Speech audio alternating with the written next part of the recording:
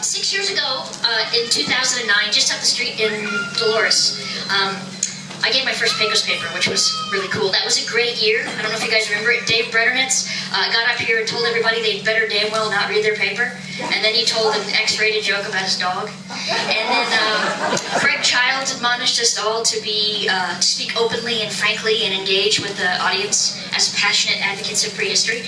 It was very heady stuff. And I greatly respect those two gentlemen, but I'm here to demonstrate that I learned nothing from their exhortations. I plan to read this paper, God bless you Cornell participants, and I have structured it to gratuitously pander to each of you.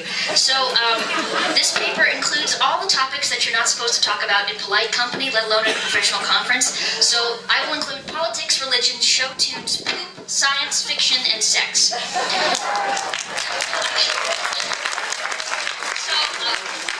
This is great. My committee's in the audience, so let the train wreck begin. For those of you who haven't suffered through one of my papers before, I'm Erin from CU Boulder. Sorry, Colorado people. Perpetual, it would seem, student of Aztec, and also really the Fantastic Four. The first is, like I said, Aztec ruins, which the previous speaker so lovely engaged with. That's the complex of Chaco and great houses down on the Animus. The second is Earl Morris, archaeologist extraordinaire and very hunky hat wearer. The third is Steve Lexon, who I am told had no say in the matter. And the fourth is photography, which behind sort of the brain and the pencil is the archaeologist's best tool. And it's this latter from which that I'm going to draw most of my data today, because I'm interested in really fleshing out the story of 13th century Aztec by re-examining Morris's photos. He published 200, but he took more than 2,000. So Ansel Adams in his Twilight said, quote, 12 significant photographs in 1 year is a good crop. Frankly, Ansel probably would know, I guess. 1917, which is the year in question that I'm talking about, was a very good year for photography. It was the first year that the fairies were photographed in England, supported by Arthur Conan Doyle. It was the year that a 15-year-old Ansel Adams went out to Yosemite, and I think he took some nice selfies or something. And then it was also the year that was the most productive, most sort of extraordinary year in Morris's work at Aztec West, where Morris saw wonderful things, and he sometimes photographed them. So in the past, I've talked about other bigger data from photos, architecture, satellite sites, floors, wall features, Baxter publication forthcoming sometime between 40 and death.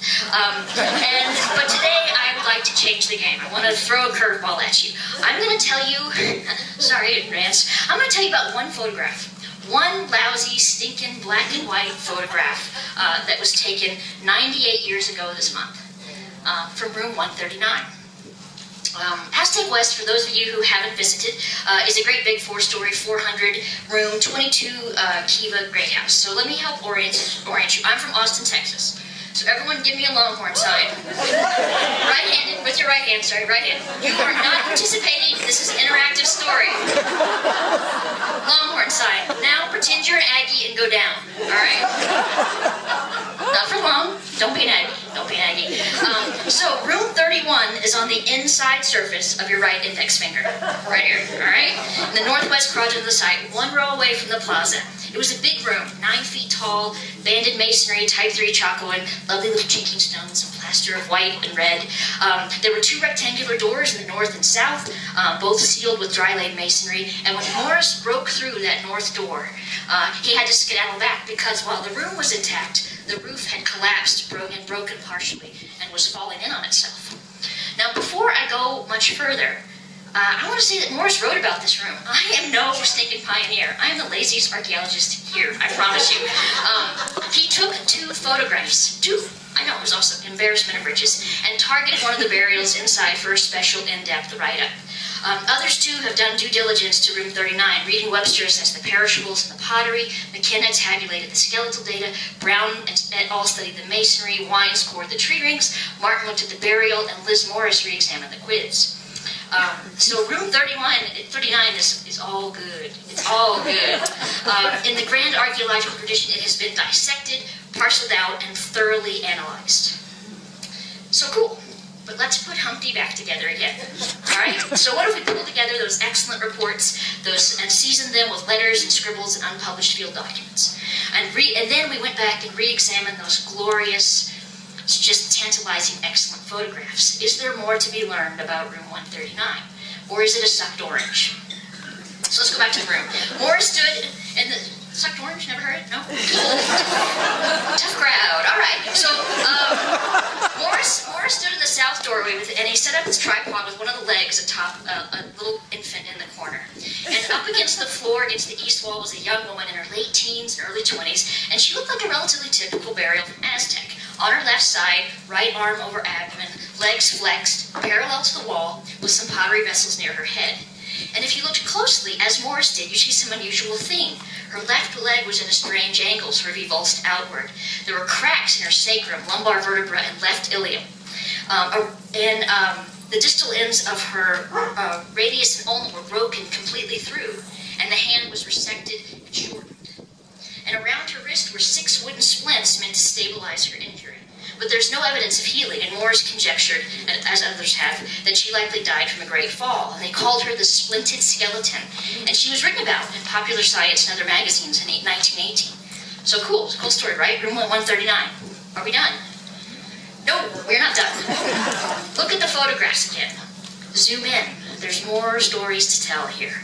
What's that between her legs, poking out just under her right femur, but clearly atop her left? It's a cantaloupe-sized rock. Zoom in. The floor is exposed. Is there ash, charcoal? No. Are there other rocks? No. Is this a hearth? No. It's in an interior room. There's no ventilation. Is it a subfloor feature? No. It's at least 4 inches above the floor. And the rock is between her legs, clearly. Okay, zoom in again. There was a mass of perishables atop this woman, between 1 and 3 feet. Morris and his men piled much of it into the northwest corner to expose the splinted woman, and they left the stuff around her intact. 3 Chaco Macomo bowls and a Mesa Verde mug, but off to the left, just above her right shoulder, there's this cute little piece of corn. What looks like a piece of corn. And there were dozens of ears in this room, don't get me wrong, along with bows and arrows, sandals, beans, seeds, pumpkins, twigs, cotton cloth, hematite, axes, knives. It was chock full of awesome sauce. But how do you make sense of it? So let's look at his letters. Not just the letters he wrote home in the summer of 1917 or 1918. Let's look at his letters 15 years after he dug. This is why I'm never going to graduate. Anyway, so if you find those from 15 years later, you find a letter from an agronomist from Iowa State who wrote to Morris and asked in all of his 41 years of field work if he'd ever come across a piece of sweet corn. And Morris, who was working on other projects by now, said, yes, once, at Aztec, in room 139. No. And the workmen who were farmers, most of them, okay, one was a chicken farmer, but the rest of them were farmers, who dug it said they thought they saw a piece of sweet corn. Now, sweet corn is different from field corn. Sweet corn is phenotypically different. It's what we eat on 4th of July. It's what cows eat before we eat them on 4th of July. So go find this. Zoom in. Go find this piece of corn. Go to Iowa. Go to Colorado. Go to New York. Find it. It's mislabeled. Figure it out. Doesn't matter. Test it. AMS dating. 1220 to 1280. No intrusion. No modern introduction. No pack rats. Sweet corn. The oldest and the only archaeological specimen in existence in North America. Fine. So what? There's weird stuff in archaeology context all the time. Write it up. Move on. Right? There are other things to do. No. There's a story here. It's not quantifiable or formulaic, but it's more than thick description. It's more than its parts. What tools are available to help us build on this? We need more than we have. How about the tools of multimodal analysis taken from education and psychology to compile multiple types of disparate data sources and analyze them systematically? How about prosopopography from medievalists, biography in aggregate to examine demographic patterns through time? Microhistory from historians' tool, which is fine-grained, laser-like studies of small places which inform big-picture ideas. And even new notions within our own field, like the archaeology of the human experience, pioneered by Hegman and others, which ask questions about the lived, personal, day-to-day life experiences of past people. Places like room 139 sort of teeter on the edge of history, connected with the thinnest threads of ethnohistory, interpreted through historical documents, and encumbered by mounds of archaeological data. But we're prepared to handle this now, right? Yes, you're with me? You fell asleep. So, now we're ready. Now let's zoom out. An unusual burial, a woman, injuries, rock. Zoom out again.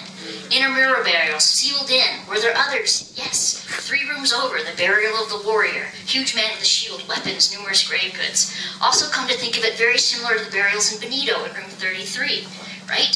Fancy big dudes covered in beads and very, very early. Special people. What about a rock between her legs? That's pretty strange. Are there comparisons? Yes, 3 female burials partially flexed at Chaco with egregious left leg and left side injuries. Are there comparisons from Aztec? Yes, 2 rows up, several rooms over, your second knuckle. A woman buried in a flex position with left side injuries. How about unusual post-mortem treatment of burials at Aztec? Do we have those? Yes, 3 rooms over from her, third knuckle, a woman with a 5-inch wide, 3-foot long stake driven through her pelvis after death. A bit further north and south, people walled into rooms while they were still alive. What does the ethnographic record say about this? How about other sites? Are there patterns? Yes. Zoom out. Unusual imports? Hey, there's a macaw one room over. Walnuts, turquoise, all non-local, all around room 139. And back to that only archaeological sweet corn in North America, specialized, new, very, very tasty. And as a side, Garrison Keillor said that sweet corn is better than sex. I told you I'd get it in. We're not sure about chocolate, but I guess corn is better. Anyway, but we know it is difficult to grow. It is expensive to acquire. It is significant and probably associated with this young woman with these injuries. She was special. Zoom out. 13th century Aztec is poised to answer big questions about the post-Chacoan world. What does the witness in room 139 say? She was laid out on the floor of a room that was 100 years old when she died. It had been re-roofed and unused with 2 inches of dust on the floor. It had never had a hearth and was likely only used for storage, if at all.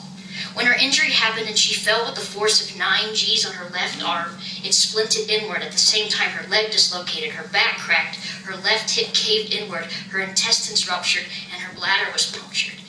She was alive and cared for some time by someone skilled in medicine, and after her lingering death, she was considerately buried in a room, on the floor of the biggest great house occupied at the time, when fewer than 8% of her contemporary burials were in the same sort of situation. And then they put a rock between her legs. Humpty's coming back together. We can choose to go either way in our methods here, toward the human experience and how she suffered, what could have caused this trauma, and how she was considerately treated while alive and oddly treated after death. Or we can go the other way. What was her life like at Aztec? She was in good health, had plenty to eat, may have enjoyed a cob of sweet corn or 2. She was special. At the time of her death, opulent status burials were cheek by jowl with unusual, strange, inconsiderate burials. The people of Aztec were remodeling like mad. There was a break in traditional burial practices and people started to be buried in rooms. But they still had access to exotics from all over North America.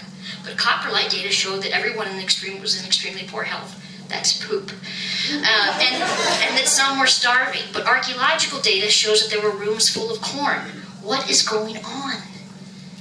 The picture that is painted of 13th century Aztec is one of a chaotic place, where old traditions hung in the face of diminishing returns on corn that was not equitably distributed, where many suffered from malnutrition and lived in rooms that would have stunk of rotting food and human remains and feces, in a region where violence, dissent, collapse, and migration resulted in the complete depopulation from the north, where pressures to upset the natural order of the Chacoan system were made, and Aztec West was a repository of haphazard, subdivided rooms where people cooked and heated and lit their world with crappy secondary fuels, housed their turkeys, converted rooms to toilets and refuse heaps, and died of injury and disease that could wipe out between 12 and 15 people at a time. Still, some were buried with opulent grave goods in the grandest style, one with 60,000 beads just right next door, and other subsets of people with disdain and disrespect. And all of this before the final, pervasive, massive conflagration that destroyed most of the site. Room 139 is a witness to history and to this story, and a multimodal, prosopographic microhistory of the 13th century, all from one photograph. Zoom in. There are 399 rooms left at Aztec. It's not done telling us what's happening. Thanks very much.